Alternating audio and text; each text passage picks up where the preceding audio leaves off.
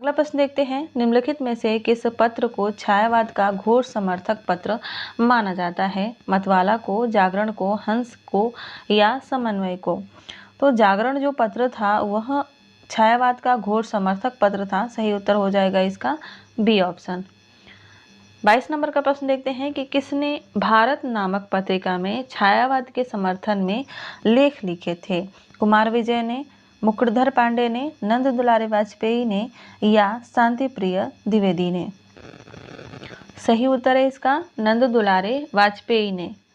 अगला प्रश्न देखते हैं, निम्नलिखित में से सुमेलित नहीं है, हमें कौन सा सुमेलित नहीं है छांटना है।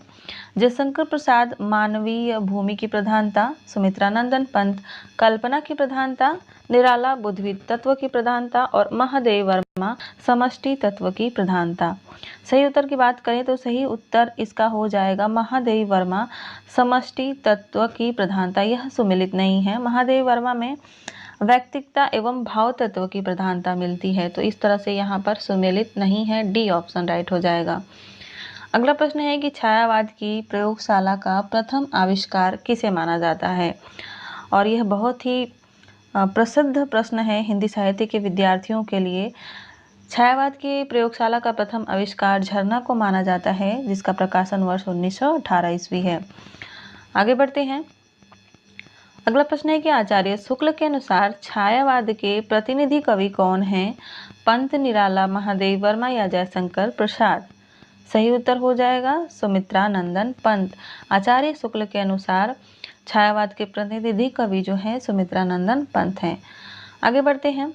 प्रश्न संख्या 26 है, लाक्षणिक और व्यंजनात्मक पद्धति का प्रगल्भ और प्रचुर विकास छायावाद की काव्य शैली की असली विशेषता है। यह कथन किस आलोचक का है? डॉक्टर नगेंद्र का, रामचंद्र शुक्ल का, मुकुटधर पांडे का या डॉक्टर नामवर सिंह का? सही उत्तर है इसका रामचंद्र शुक्ल। ऑप्शन बी इसका राइट आंसर है। अगला प्रश्न देखते हैं। अगला प्रश्न है कि छायावादी रचनाकारों का सही आरोही कालानुक्रम कौन है? हमारे पास है निराला, पंत, प्रसाद और महादेव वर्मा। बात करें जयशंकर प्रसाद की तो इनका जन्म हुआ था 1889 ईस्वी में। उसके साथ ही बात करें निराला के जन्म की तो इनका जन्म 1896 ईस्वी में हुआ था। सुमित्रानंदन पंत का जन्म हुआ था सन 1900 में। और वहीं महादेव वर्मा की बात करें तो इनका जन्म हुआ था 1907 ईस्वी में। तो इस तरह से देखें तो इसका राइट आंसर हो जाएगा सी ऑप्शन, प्रसाद, निराला, पंत और महादेव वर्मा। आगे देखते हैं अगला प्रश्न। अगला प्रश्न है कि जयशंकर प्रसाद की रचनाओं का सही आरोही कालानुक्रम कौन सा है? और हमारे पास है आंसू, उर्वशी, कामायनी और लहर। बात करते हैं उर्वशी की सबसे पहले तो यह 1909 ईस्वी में है और आंसू जो है 1925 ईस्वी में है। बात करते हैं लहर की तो यह 1933 ईस्वी में प्रकाशित हुई थी और कामायनी जो है 35 ईस्वी में प्रकाशित हुई थी। तो इस तरह से राइट आंसर हो जाएगा इसका बी ऑप्शन, उर्वशी, आंसू, लहर और कामायनी। आगे बढ़ते हैं और अगला प्रश्न देखते हैं। अगला प्रश्न है कि जयशंकर प्रसाद की प्रथम छायावादी कविता कौन सी है? सावन पंचक 1906 ईस्वी, प्रथम प्रभात 1918 ईस्वी, खोलो द्वार 1914 ईस्वी और मीरा प्रेम 1909 ईस्वी। सही उत्तर हो जाएगा प्रथम प्रभात 1918 ईस्वी। यह जयशंकर प्रसाद की प्रथम छायावादी कविता है। आगे बढ़ते हैं और अगला प्रश्न देखते हैं। प्रश्न संख्या 30 है कि जयशंकर प्रसाद की कौन सी रचना को हिंदी का मेघदूत कहा जाता है? उर्वशी को, आंसू को, शोकोच्छ्वास को और कामायनी को? सही उत्तर है इसका आंसू को। आंसू जो रचना है इसे हिंदी का मेघदूत कहा जाता है। आंसू 1925 ईस्वी में प्रकाशित हुई थी यह रचना, जिसमें 133 छंद हैं। तो इसको भी आप लोग ध्यान दीजिएगा। बढ़ते हैं अगले प्रश्न की तरफ। अगला प्रश्न है कि जयशंकर प्रसाद की कौन सी रचना को श्रृंगारी विप्लंब कहा जाता है? चित्राधार को, प्रेम प्रतीक को, आंसू को या उर्वशी को? सही उत्तर हो जाएगा आंसू को। आंसू को जो है श्रृंगारी विप्लंब आचार्य रामचंद्र शुक्ल जी ने कहा था। बढ़ते हैं अगले प्रश्न की तरफ। अगला प्रश्न है कि कामायनी के सर्गों का सही क्रम कौन सा है? और हमारे सामने है चिंता सर्ग, श्रद्धा सर्ग, काम, वासना, लज्जा और आशा। बात करें सही क्रम की तो सबसे पहले आता है चिंता, उसके बाद आशा, श्रद्धा, काम, वासना, लज्जा। और इस तरह से ऑप्शन बी इसका राइट आंसर हो जाएगा। और यह जितने भी विद्यार्थी हैं यूजीसी नेट के, उनके लिए तो ये बहुत ही महत्वपूर्ण प्रश्न है, क्योंकि हमेशा यह प्रश्न पूछा जाता है। कामायनी के सर्गों का क्रम अधिकतर पूछा जाता है। आगे बढ़ते हैं और अगला प्रश्न है कि कामायनी छायावाद का उपनिषद है, यह कथन किसका है? रामचंद्र शुक्ल का, हजारी प्रसाद द्विवेदी का, शांतिप्रिय द्विवेदी का या नंद दुलारे वाजपेयी का?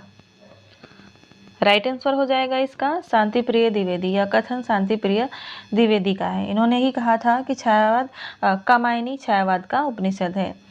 अगला प्रश्न है कि कामायनी नए युग का काव्य है, यह किसका कथन है? डॉक्टर नगेंद्र का, नंद दुलारे वाजपेयी का, रामचंद्र शुक्ल का या धीरेन्द्र वर्मा का?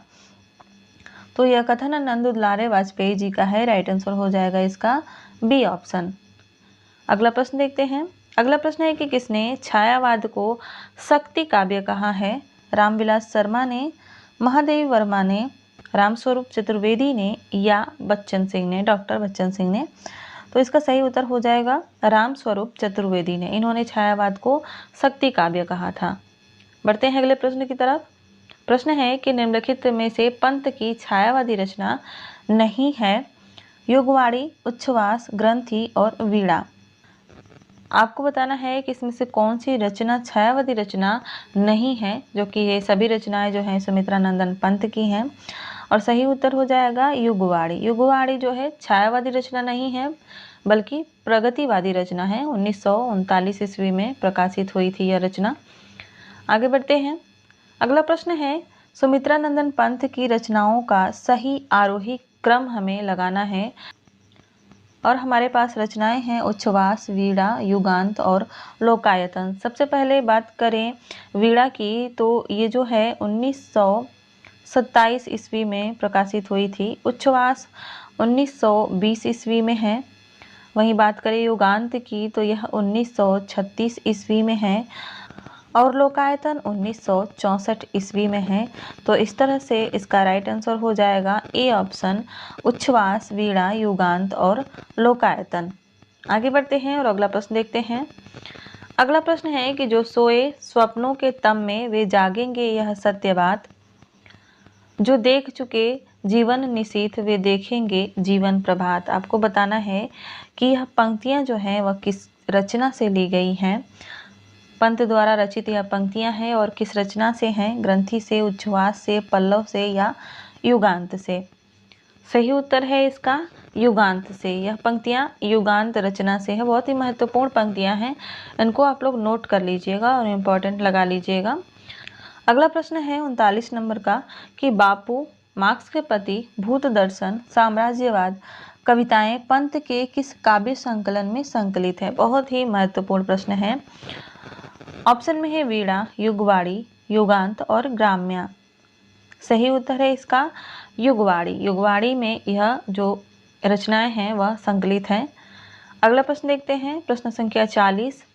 प्रश्न है कि तुम्हारी मधुर मूर्ति निहार लग गई मधु की वन में ज्वाल। खड़े किंसुक अनार कचनार लालसा की लौ से उठ लाल। पंत की किस रचना की यह पंक्तियां हैं? उच्छ्वास से, गुंजन से, लोकायतन से या ग्रंथि से?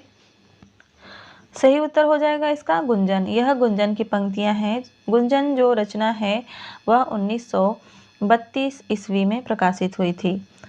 अगला प्रश्न देखते हैं। अगला प्रश्न है कि स्वयं निराला ने अपनी प्रथम कविता किसे माना है? जूही की कली को, भारत वंदना को, भिक्षुक को या पंचवटी प्रसंग को? सही उत्तर हो जाएगा जूही की कली को, जो कि 1916 में प्रकाशित हुई थी। इसको इन्होंने अपनी प्रथम रचना माना है। अगला प्रश्न देखते हैं। अगला प्रश्न है कि निराला की रचनाओं का सही आरोही कालानुक्रम कौन सा है?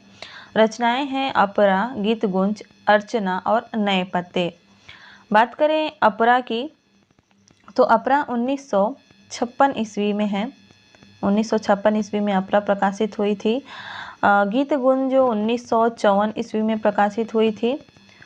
और बात करें अर्चना की तो 1950 में है यह, और नए पत्ते 1946 में है। तो इस तरह से इसका राइट आंसर हो जाएगा बी ऑप्शन, नए पत्ते, अर्चना, गीत गुंज और अपरा।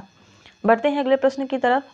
अगला प्रश्न है कि किस आलोचक ने निराला को ओज एवं औदात्य का कवि कहा है? रामचंद्र शुक्ल ने, रामविलास शर्मा ने, नामवर सिंह ने या डॉक्टर नगेंद्र ने? किस विद्वान ने निराला को ओज एवं औदात्य का कवि कहा है? सही उत्तर है इसका रामविलास शर्मा ने। अगला प्रश्न देखते हैं। अगला प्रश्न है कि संगीत को काव्य और काव्य को संगीत के अधिक निकट लाने का सबसे अधिक प्रयास निराला जी ने किया है, और हमें बताना है कि यह कथन किस विद्वान का है? रामस्वरूप चतुर्वेदी का, डॉक्टर बच्चन सिंह का, रामचंद्र शुक्ल का या डॉक्टर राम कुमार वर्मा का? सही उत्तर है रामचंद्र शुक्ल का। यह कथन आचार्य रामचंद्र जी का है। अगला प्रश्न देखते हैं 45 नंबर का। साहित्यिक दृष्टि से छायावादी काव्य शैली का वास्तविक अभ्युदय पंत की उच्छ्वास से माना जा सकता है। यह कथन किस आलोचक का है? इलाचंद जोशी का, नंद दुलारे वाजपेयी का, मुकुटधर पांडे का या रामचंद्र शुक्ल का? तो इसका सही उत्तर हो जाएगा नंद दुलारे वाजपेयी। यह कथन नंद दुलारे वाजपेयी जी का है। अगला प्रश्न देखते हैं। अगला प्रश्न है कि निराला की कुकुरमुत्ता अभिजात्य से मुक्ति का प्रयास है।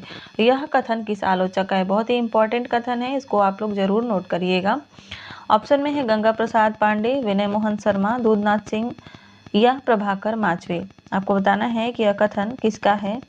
सही उत्तर है इसका दूधनाथ सिंह। यह कथन जो है दूधनाथ सिंह का है। आगे बढ़ते हैं। अगला प्रश्न देखते हैं। छोटे से घर की लघु सीमा में बधे हैं क्षुद्र भाव। निराला की किस रचना की पंक्तियां हैं? तुलसीदास की, सरोज स्मृति की, पंचवटी प्रसंग की या अधिवास की? सही उत्तर है इसका पंचवटी प्रसंग। यह पंक्तियां पंचवटी प्रसंग से ली गई हैं। अगला प्रश्न देखते हैं। अगला प्रश्न है कि जिस कलिका में कवि रहा बंद, वह आज उसी में खुली मंद। निराला की किस रचना की यह पंक्तियां हैं? सरोज स्मृति से, तुलसीदास से, विधवा से या पंचवटी से?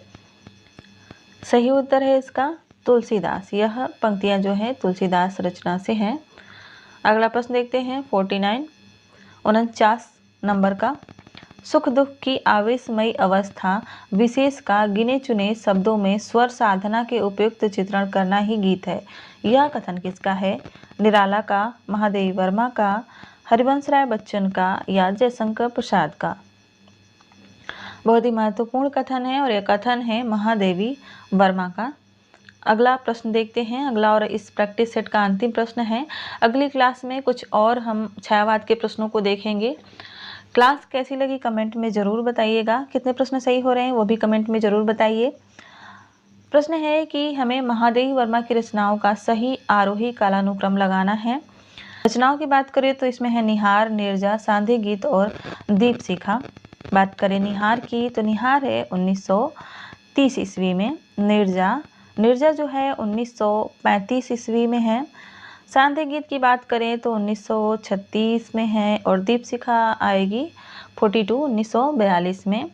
तो इस तरह से इसका राइट आंसर हो जाएगा ए ऑप्शन, निहार, नीरजा, सांध्य गीत और दीपशिखा।